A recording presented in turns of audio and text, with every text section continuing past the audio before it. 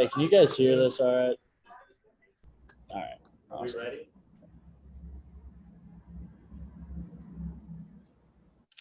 I'm logging in on a third computer.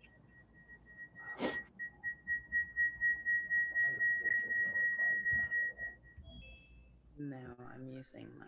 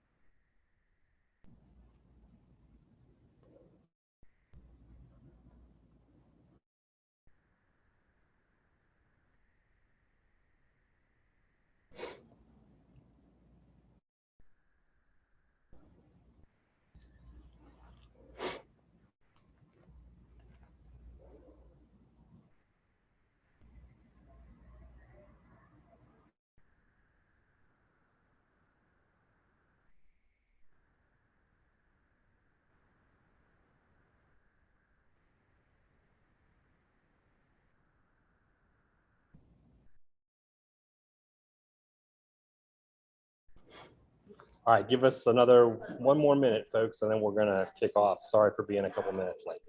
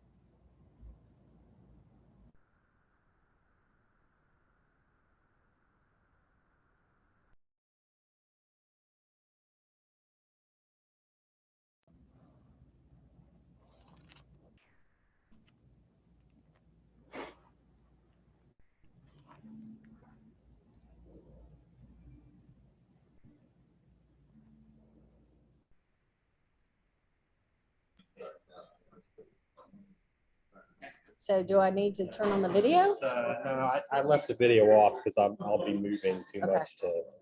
But just no, you're unmuted. Okay. Okay, you're good. Welcome, everybody. I'm going to go ahead and get started so we can try to get y'all. Hey, 2 rounds. Thank you so much for coming out on a rainy day to Green Spaces today. We have an amazing presenter. It's very humble. But first, let me tell you a little bit about Green Spaces. We are Chattanooga sustainability nonprofit. We work from the living, the working, and the built environment side of things. So anything that you touch, do, act on, or a part of here in Chattanooga has some form of sustainability that needs to be put in place or maybe already is in place. And that's where we come into play. Whether it's within your home, weatherization within your home, maybe it's within your business where you want to get green light certified and you can come in and do an audit and make sure that your businesses are working from a higher level of sustainability. We have a workforce development program. We work in some underserved communities, trying to get their energy bills reduced. Pretty much every facet of sustainability, Green Spaces is going to have a say. But I have to stand on my soapbox because we can't do this without folks just like you. So I want everybody here who's a member to raise your hands. Hey, that's not bad. Everybody who's not a member can come see me after this great presentation. And there's the mayor of Red Bank, Holly Berry. Welcome. Thanks for joining us. So I am going to leave it to you, Ollie. I didn't Maybe prepare switch a screens. bio for you. So Ollie Ahmed is one of our board members. And I'm just going to let him take it and roll. If I could real quick, before we go any further, we have board members in the room and I think we have some board members online. If you could just announce yourself with your mouth full of food. TJ, if I could interject, if you'll go through the slideshow in Canva, it Okay. outlines some of our programming. She did want you to go through the slideshow. And I've just turned off the slideshow.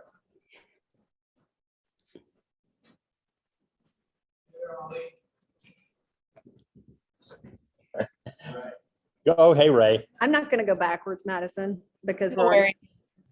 Okay. Okay, I'm just trying to get it back to where we were. Just getting out of the way. Wayne, go ahead and introduce I yourself. think it's, yeah, there we go. And how many years you been on the screen board? There you go. There we go. Been on the board 6 years now. Serving as treasurer, started, not treasurer, secretary, starting this year. I was looking at treasurer. And do we have any board members online with us? I don't think so. A few might be joining in later. Sorry about that, Ollie. I just That's messed okay. up your thing. I'm going to let you take it. You assume I know what I'm doing with this computer, which I don't. Oh. No, stand up. Introduce yourself. Paul Beckler, treasurer here at Green Spaces.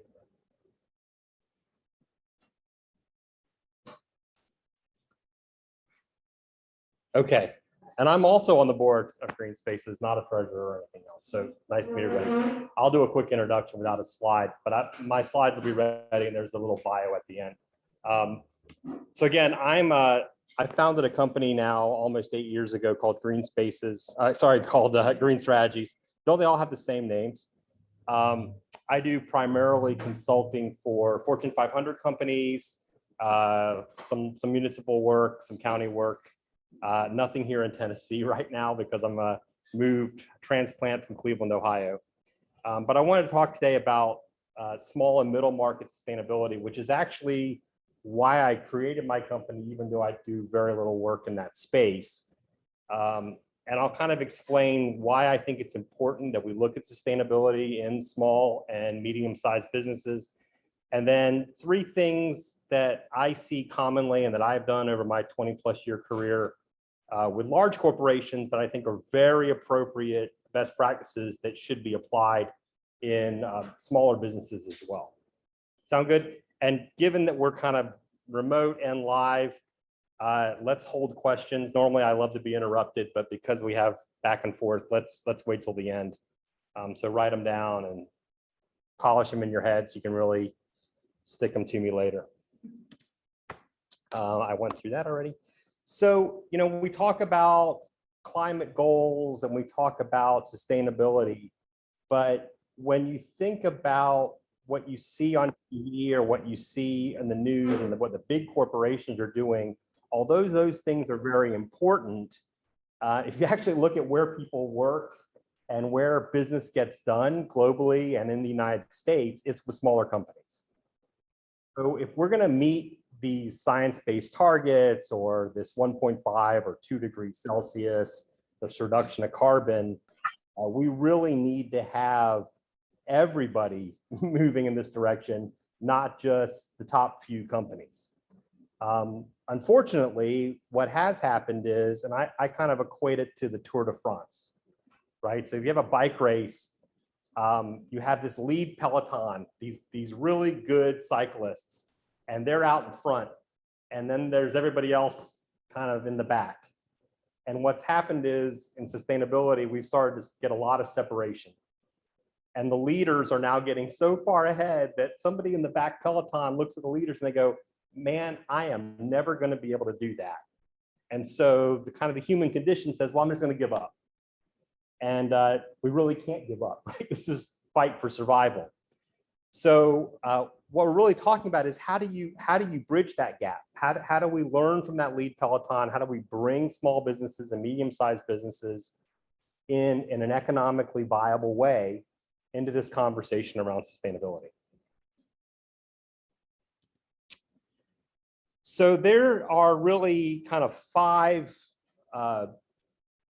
changes in stakeholder expectations that are occurring right now that are putting a lot of pressure, again, on bigger businesses, but even more so on smaller businesses. And I realize I'm using an acronym without defining it. I apologize. ESG, you guys know what ESG means? So ESG is the term about environmental, social, and governance. It really comes from the investor community, but it's another way to kind of talk about sustainability, right? Same kind of thing. So we see increasing in regulations right now. These aren't necessarily what you think of in terms of EPA or OSHA kind of environmental regulations. What we're seeing now is the SEC and globally in the EU in particular, but even in places like India and China, a lot more regulation around how companies operate, again, not just environmentally, but in social aspects and with their governance structures. Companies are also kind of getting it from both ends. I mean, everybody fits somewhere along a value chain, and you're seeing pressures from customers to act more responsibly. And you're also seeing pressures from suppliers who want to be in a more sustainable value chain. So that's kind of pushing both sides of companies, whether you're B2B or B2C. The third one is hypercritical right now. I mean, you drive down any street in Chattanooga, if you pass by a fast food restaurant, there is a bidding war for fast food workers right now, right? So many dollars an hour from one company, so many dollars an hour from the company. Attracting employees and retaining talent is really critical. And I have a graphic on this in a minute, but employees want to work for something beyond a paycheck, particularly in an environment where one paycheck may be the same as another paycheck. And sustainability is actually one of the things that people, in particular younger people, gravitate to when they think about where they want to work and who they want to be associated with as an employer. The final 2 may not seem important for small companies, but if you kind of change the lens a little bit, you'll see that they are. So one is the investor community. So look, a lot of smaller companies, they may be privately held, right? They may be family owned, but they still need investors. They have to go to the bank and ask for money, or they may have a vision as an exit strategy to go public, sell the company off, raise capital through creation of stock. And so these aspects around sustainable investing and ESG investing are really quite important. And then finally, the larger companies have this board of directors. Increasingly, there are actually board of director committees now on sustainability. definitely on some of the aspects around governance and social diversity, inclusion and diversity. So these are seen as very important. So when you're talking to your outside advisors, if you're a small company, they're going to be asking questions around, diverse hiring, around environmental risk. So you need to understand these things because your advisors are going to be thinking about those. And again, when you think about the difference between a large company and a small company, all of these pressures become amplified, right? I mean, when a big company loses one customer, not a big deal. When a small company loses a customer, it could be 100% of their revenue, could be gone. So when you think about it in a risk management way, it's really important to be proactive on these issues, particularly when you're smaller, because you can't afford the risks. I'm going to dive into two of these. So just some graphs and some numbers, because I'm still an engineer and a physicist at heart. So when I say these things are becoming more important, the top graphic on the left is a study around procurement, right? So if you're selling in the B2B chain and you're selling to a company, if you look at what was important to them, I think these years are 2019 and 2021. So you can see that the left-hand bars have dropped significantly. That is cost, right? The most important thing before around procurement was looking at cost. The one that's grown, the fourth set of bars, is delivering on corporate sustainability goals. So you will actually see now companies not just asking for sustainability or signing up to a supplier code of conduct, but they're trying to deliver their sustainability goals through their procurement. They're looking for partners. And so if you're not proactive in that space, you may be blocked out, right? You may not even get to share your price because you won't even meet their minimum criteria around sustainability. And the kind of the second graphic echoes that. I mean, you can see this is around, whether these sustainability issues, I mean, the environment, human rights, social, business ethics, are they more important or less important? And I think every single one, it's 50% is more important over 2 years. So pretty substantive change in the past few years on this. And what it means too is that whereas before, Walmart, I think, was one of the first companies to start this, you kind of signed up this code of conduct and said, yeah, we're going to be more responsible. We're going to measure our carbon, things like that. Now what we're seeing is that when you become part of the supply chain, you don't just have to sign some agreement. You may have to participate in a training program. You may have to be subjected to audits. You may be required to participate in some type of other industry initiative. So it's kind of gone from a check the box exercise to an active participation.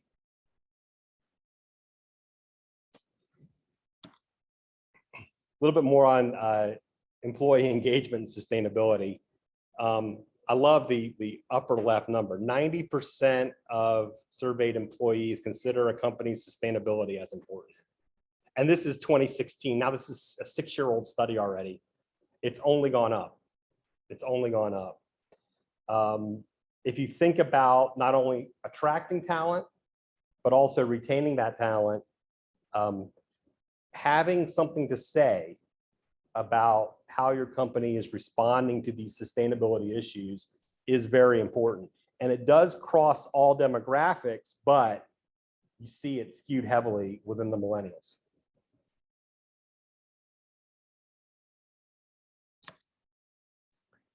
And on the investing category, this has a lot of names, but regardless of what you're calling it, it is literally into the stage right now where it's doubling year over year. The amount of money flowing in, whether you want to call it sustainable investing, green investing, socially responsible investing. 2020 was 16 trillion. I think I saw a number for 2022. They're projecting out into 30 trillions. So if you're trying to sell your stock or you're trying to go get money in this space and you are not saying anything about sustainability, that's going to lead to one of two things. You're either going to be locked out from certain monies because there are people that are only investing in those types of of projects or those types of companies, or you're going to pay a higher rate for your money, both of which are bad things, right? And what you're seeing as well is kind of two different aspects of this. I put these in small boxes, but they're actually quite important. Heavily right now, what you're seeing is what we call passive investing, right? So as an investor, I'm actively maybe looking for projects where they may be around, putting in solar panels or improving waste reduction or something like that.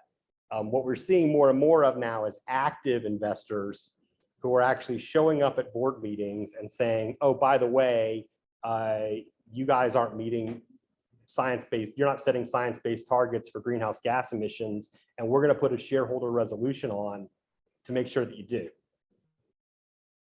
I have one client had to defend against the shareholder resolution. That was $1 million in legal fees. I told him it would have been cheaper just to do it, right? You could have been done already. But that gives you an idea of kind of where we're heading. And if you do trade stock, I think the scariest two words in the universe are activist investor, right? That's not something you want to see or hear. Okay. I'm doing good for time. So let's get into what you can do about it. So big corporations do many different things. I mean, before I started my own company, I worked for Cisco Systems, $50 billion company. We had teams of people working on this problem, right? In many different divisions. If you're a company of 10 people, that's not possible. So I've tried to boil it down to kind of three areas where I see a gap in what smaller businesses do, and where I think there is easy potential to gain a lot of benefit without necessarily having to shut everything down to work on the problem. And those are going to be materiality, which is a really interesting word with a sustainability spin on it. There's lots of stuff around here on reduce, recycle, reuse. I can see it like in 3 different places in this room. But again, reduce first, I think, is one of the areas that small businesses can focus on. And then the final one is to report. And what I mean by that is, it's great if you're doing it. It's better if you're doing it and talking about it. Because you really are not getting the full value out of the action unless you're talking about it with all those other stakeholders we just mentioned. So let's dive into these a little bit. Just quickly, you guys heard this word materiality? No, show of hands, few nods. Okay. So, in the finance world, in the financial reporting world, when we talk about a material issue, it has a real legal SEC definition around, something that could impact the future results of the company. And the sustainability world has adopted that term. Again, so with the sustainability spin, what is material? Now they broadened it a little bit as well. So the idea is, what are the most important and relevant topics for your company around the sustainability issue?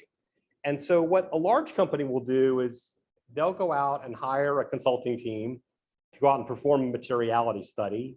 I worked on one of these with a big media company about 3 years ago.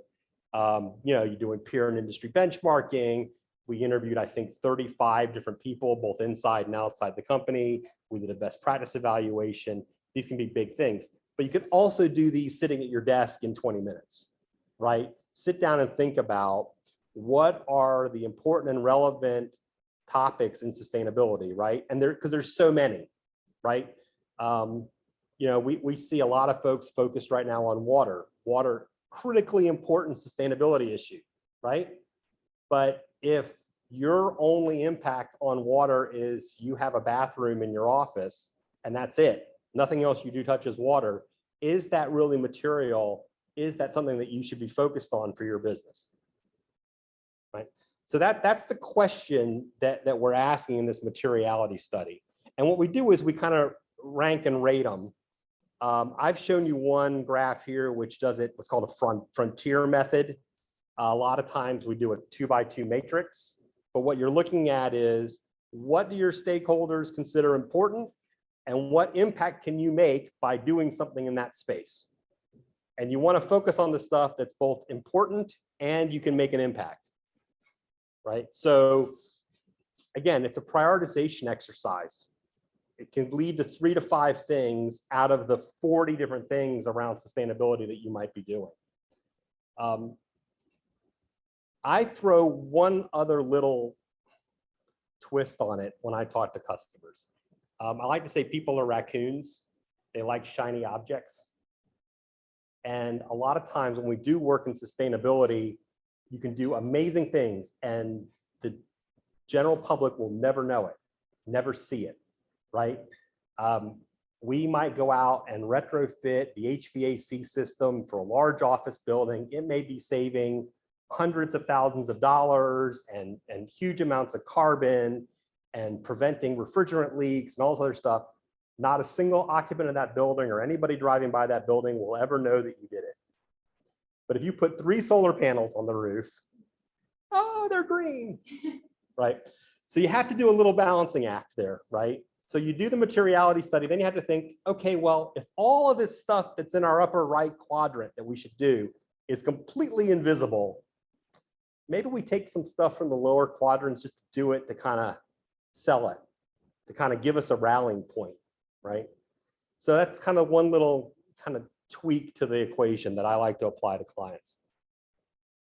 Make sense?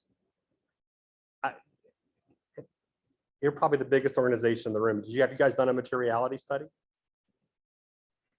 Yeah. I'm looking at the aquarium. It's no shame if you haven't. When you say materiality study, you find that. You sat down and thought about, or had a consultant think about, what are the most important things around sustainability for your business? I did that my first day of the job, 30-something years ago. Well, it might have changed since then, but yeah. It wasn't called that. It's called Safe. Keep animal alive. Yes. Yeah. So maybe different. We've stayed on the edge of technology as it became. Yeah. And retrofit the whole thing. We had building automation today. Right. You had to. Yeah. You had to. Yeah. Otherwise, you would have like 100 people just running around moving dials, right? So, yeah. So it's a good place to start. Again, it doesn't have to be a huge team. It can be just a thought exercise, but document it, think about it, try to matrix things out and prioritize.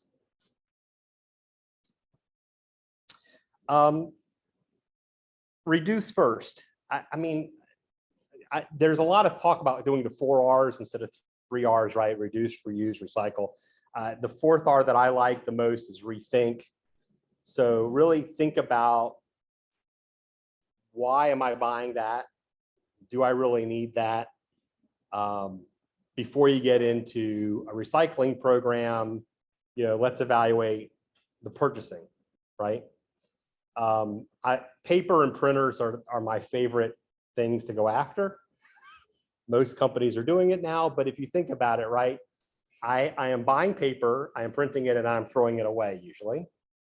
So why am I doing that? I'm paying for it here, I'm paying for it in the middle, and I'm paying for it at the end.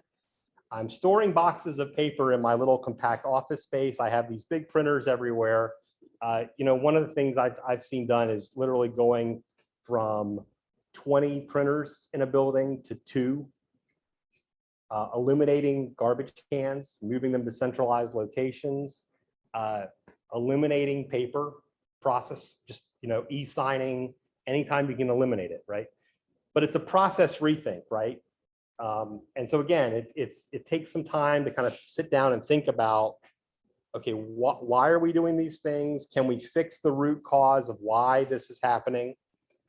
And then create new processes that allow you to avoid it without feeling like you're losing something, right? Without making it harder for people to do their jobs. And one of the big areas too, for those of you that make things, right? But even for people that buy a lot of things, is working with both suppliers and customers around packaging. Packaging is a huge area. I don't know, you guys. my wife and I are Amazon addicted. So you always see Amazon slowly getting to less packaging.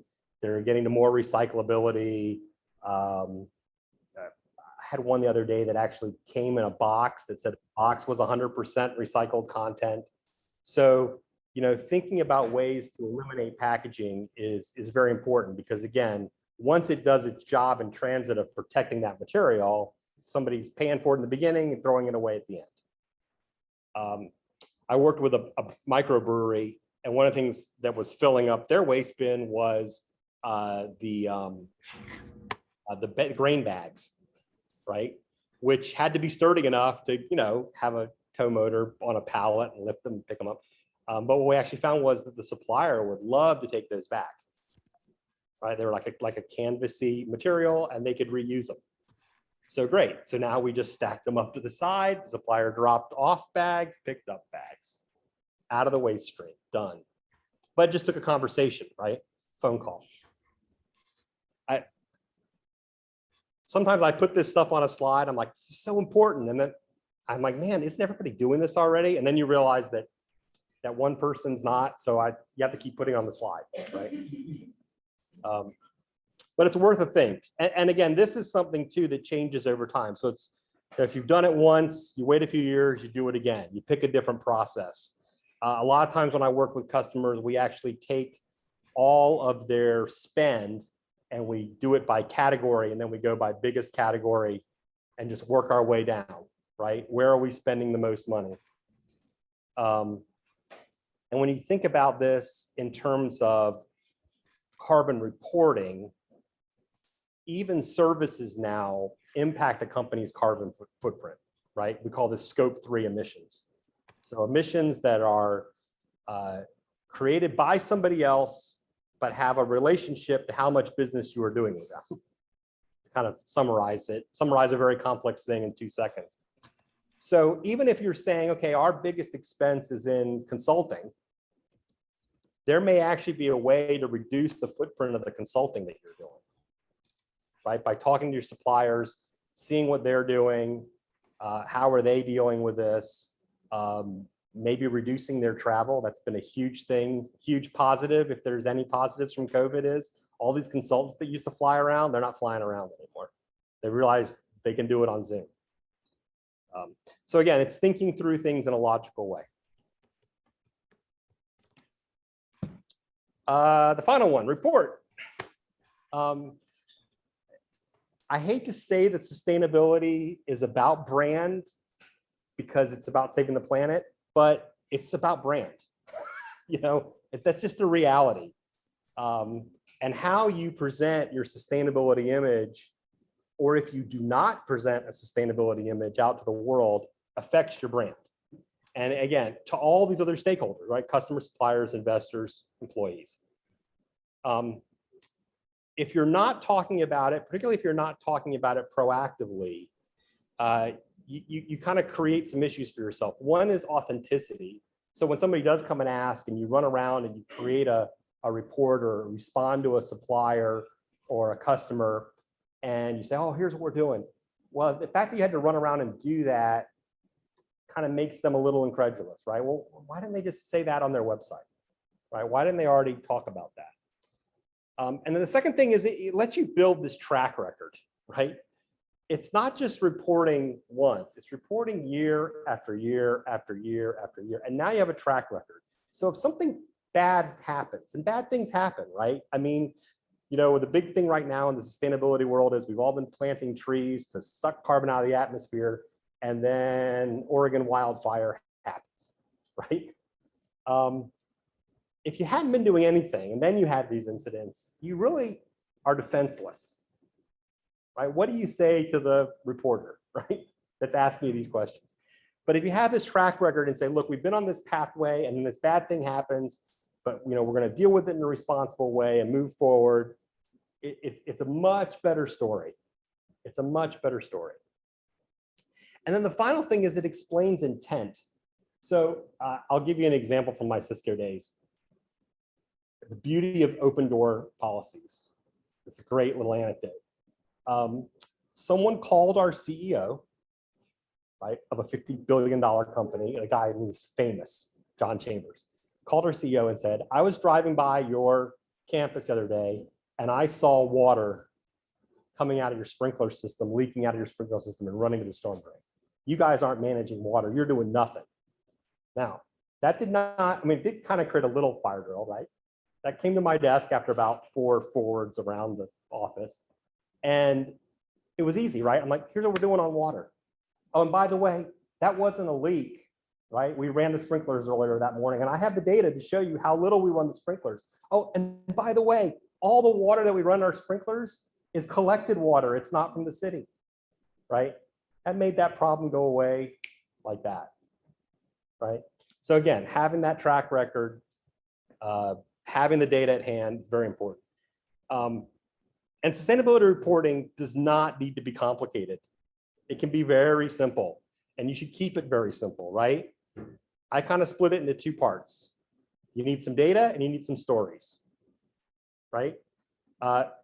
Data relates to that last part, which is a standard, right? And there are certain standards, 2 more acronyms for you, SASB, Sustainable Accounting Standards Board, and GRI, the Global Reporting Initiative. They have standards around what data, based on what type of company you are, you should be talking about in the sustainability space.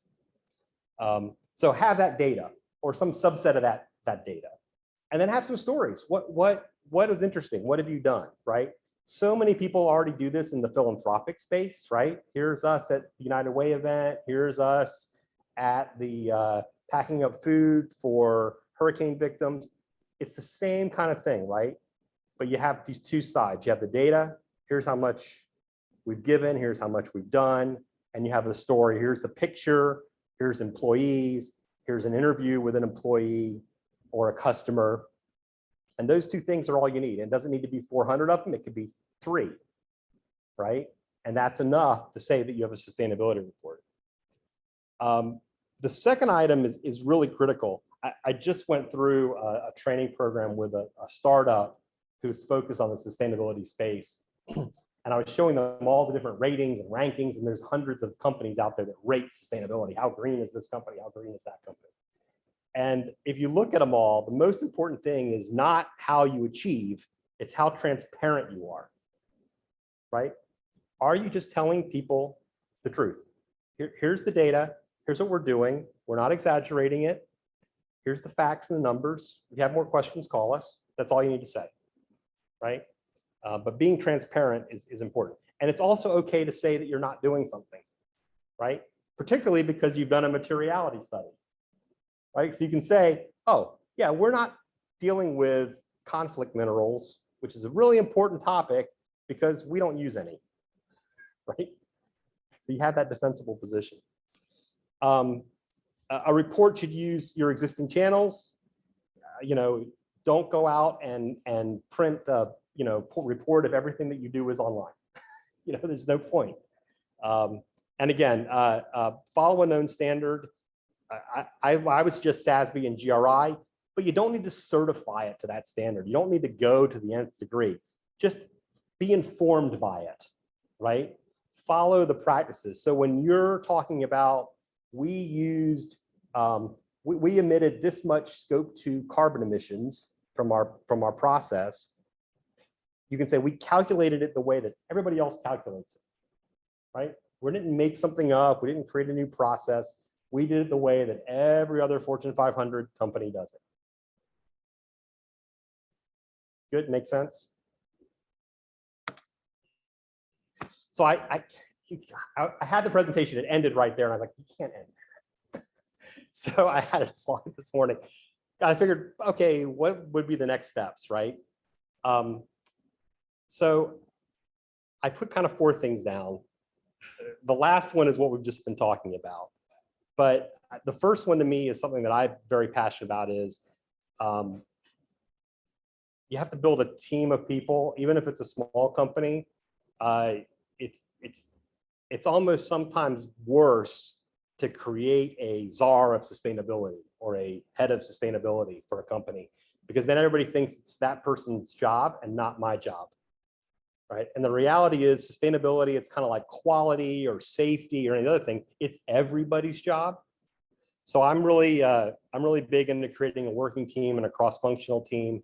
The dream team always has somebody from marketing, somebody from operations, somebody from procurement, because those are the three areas where you can be most impactful, and then talk about it, right? So those three kind of line up with the three tactics I just said. The second thing is you got to present to your leadership and get some level of buy-in, right? Maybe not for a specific project yet, but kind of the idea that you're working on it and that when you bring them a project, it's not just going to get thrown away. Otherwise, if the field's not ready to be planted, don't plant it, right? It's a waste, right? Or reposition maybe what you're going to do, like doing it around cost. I've had that conversation many times. It's not about carbon, it's about dollars, it's about cost. And then the third piece is don't throw anything that you're already doing away. Don't assume that nothing is being done already. Likely a lot is being done. And so it's a matter of understanding what's being done and maybe recasting it in a different way. Hey, you know what? This process improvement program that we have in the factory floor is really about sustainability. Look how much waste it's eliminated over the past 2 years, right? So it's important to kind of not throw everything out because you want to apply some new practices. And I'm losing my voice right at the end, so this is very good. So I will leave you with that, and I will open up for questions because I think we can do that. And I've put some notes and some links, some hyperlinks at the end of this presentation in case you wanted them, along with my bio and things like that. I'm not even going to shamelessly plug. My dance card is pretty full. We were just talking about that, but always willing to answer questions if you have one, or respond to emails. So feel free to reach out, LinkedIn or email or website or whatever. So thank you very much. In the front row. All right, so Troublemaker. we go back to the last one. Yeah. You put build a working team first and gain leadership support second. I'm sure there are cases where leadership is led, and there are also cases where the rank and file that led to the back brought practices up. Yep. What are the differences in those? We're talking about whether it's grassroots support within the company or whether it's top down. Yeah. Implemented by leadership. How do those things play out differently? Yeah. Well, at the end of the day, it has to be both. I think you understand that, right? Right. So in my experience, and again, mostly with bigger companies, when you are leadership is typically not, it's not on their radar unless there's been an emergency, right? So I was called in, activist shareholder, what do we do about this problem? Active search for consultant to go help them, right? That was a leadership-led event. The reason I got my job at Cisco Systems, John Chambers walked out on the stage one day and said, we're going to reduce our carbon by 50%. And all the ants went, holy crap, what did I do? Right? And I got a phone call from a guy that I had worked with 10 years earlier. Hey, do you do the sustainability stuff? Yeah. Hey, want to have a meeting with us? Yeah. They hired me one day. I didn't fly. I did all video conferencing. This is 15 years ago, all video conferencing, and they hired me the next day because that was a aspirational goal. They needed to figure out how to do it, right? So what I will say is you need both, right? If you have no leadership support, at some point you're going to need money. You're going to need to change something. And so without leadership support, you can't do that. If the people aren't interested in doing it, if you don't have enough to build a grassroots team of at least a few people, nothing's ever going to happen either. Those are the people with the fingers on the switches, right? If they're not willing to do anything different, you get no change.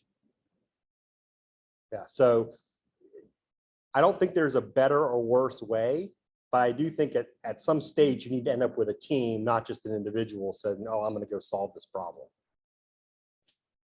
Yeah. Oh.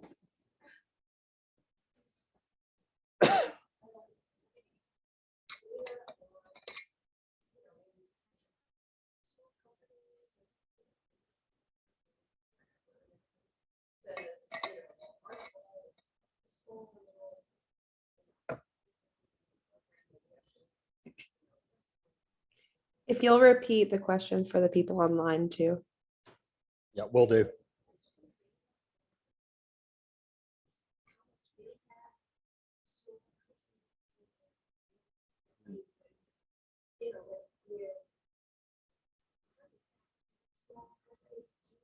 Right. So the question is there any data on what the accumulated impact of all the small companies or personal action takes on actually moving the needle? Do I have any in my head? No. Are there studies on it? Yes.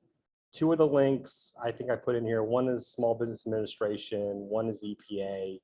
I think they've looked at some of this. What I tell people is a kilowatt hour is a kilowatt hour. I really don't care where it comes from. If you reduce it, that's great.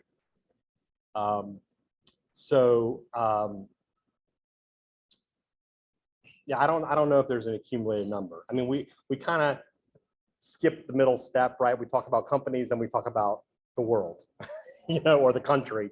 So it is kind of hard to see that. If I find anything, I'll let you know, but I don't know any off the top of my head. Transparent. If I don't know, I don't know. Go ahead. I wanted to ask, when a company goals or actions, does it, I feel like it requires a culture change. It requires all the people, all the employees believing that this is something that we want to adopt. How do you go about doing that? So the question is, usually when you implement these kind of sustainability practices or sustainability goals, it requires a culture change. How do you do a culture change like that? Yeah, if I had the one size fits all answer to that, I would be in Maui right now. So I guess for lessons learned from when I've done it is, you know, you have to kind of go piece by piece and get the right champions in place in the right places, right? So it's understanding an individual organization and then say, okay, well, in this organization, I need these 3 people, or, and actually that's what I do for some companies. I actually do an analysis of leadership to say, okay, who do we need to say this is good so that we can get this stuff done? It's very Machiavellian to think that way, but you just have to do it. In other places, it's very easy, right? I think in smaller companies that I work with, particularly when I work out in the tech world, to some extent, people are like, wait a minute, we're not already doing that, you know? So I think it just depends on kind of where the starting point of the culture is. I think that the maybe short answer is it's a change. So you got to deal with it like you deal with any other change. Apply your change management and your project management practices, right? You tell them what you're going to tell them and tell them again, right? I do a lot of stuff where we take the decision out of people's hands, right? How do we automate that out? If it's a process, I mean, it's a little bit easier to think about it in manufacturing, right? But how do you automate that out? I'll give you an example, right? Microsoft implemented a program where they required you to fill out this form if you wanted to request a new server in the data center, right? If you think about Microsoft, where's all their energy? It's all these server farms, right? And you have these engineers, and I dealt with the same thing at Cisco. I mean, they're working on projects and they just, I need 30 servers, you know, whack them in the data center. And I mean, people leave the company and those servers are still sitting there, right? I mean, we would find them, we'd do audits like, whose are these? We don't know. They were there when I got there. I mean, these things are consuming like 20, 30 kilowatts. It's like 10 houses, right, in one rack. So Microsoft just said, okay, look, before you're allowed to buy a server, you have to tell us why you want it. They just made it a little bit harder.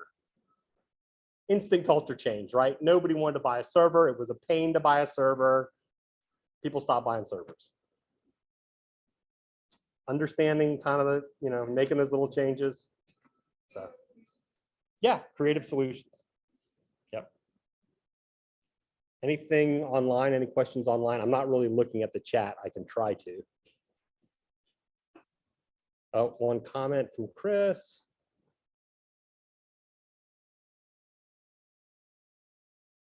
Oh yeah, that's a good, Chris is making a point online here too, that you know, it's not just about telling people what you're doing, but by telling people what you're doing, you also encourage other people to do it. So there's another positive feedback loop that's creating. That's a great point, Chris. So all of the people are starting to think down this path. It's a little overwhelming or daunting, because as you said, there are so many facets to sustainability. Right. Even at whatever level they may be starting, whatever size of company, give people advice, make just a 1-year plan so you feel accomplished. And then that 10-year, 15-year, what kind of time range? Because everybody's got this big goal, big changes by 2030 or 2050. Yeah. But if people aren't starting to see accomplishments, then they all kind of say, it's too much work. Yeah, I think you'll notice in my slide deck, I don't think I used the word goal once. And that's an active choice. I love these goals, 2050, 2030, whatever, and they're great for big companies. I think smaller companies or even groups within big companies should have action-based goals. We're going to do this project this year, to your point, or we're going to go after this part of the problem, not the big thing. Because, you know, how do you eat an elephant? Right, 1,000 little pieces. Right? It's the only way to do it. So, so that's what I tend. I don't. A lot of people say, oh, you got to come in and set a goal and then work everything backwards. I kind of like come in and say, okay, what's the status? What's material? And then at some point, if your program is robust and you really got things working and you know your numbers and you have a track record, then it's easy then to set a goal. Easy. What I'm seeing a lot too at the Fortune 500s right now is marketing is setting goals. And then there's this holy cow moment with everybody else, like how are we going to actually do that? Particularly with science-based targets, because they are really hard to achieve. There's a lot of rules around it and a lot of carbon accounting. So yeah, I'm not a fan of starting with a goal. Interesting question. We have another question from online. What kind of ratings or directories are there to find smaller suppliers or companies that are following these practices? Yeah, so the question online is, what kind of ratings or directories are there to find smaller suppliers or companies that are following these sustainability practices? That is an interesting question. There's not even I mean, there are a lot of ratings companies out there now that, so when you go to, you know, you're buying a stock and you have the Bloomberg screen up, there's a Bloomberg page on ESG now on sustainability. And you can see how all the different rating agencies rate a company's stock based on ESG. You know, there's a lot of localized directories. I think to some extent Green Spaces is keeping some of those in terms of materials, for example.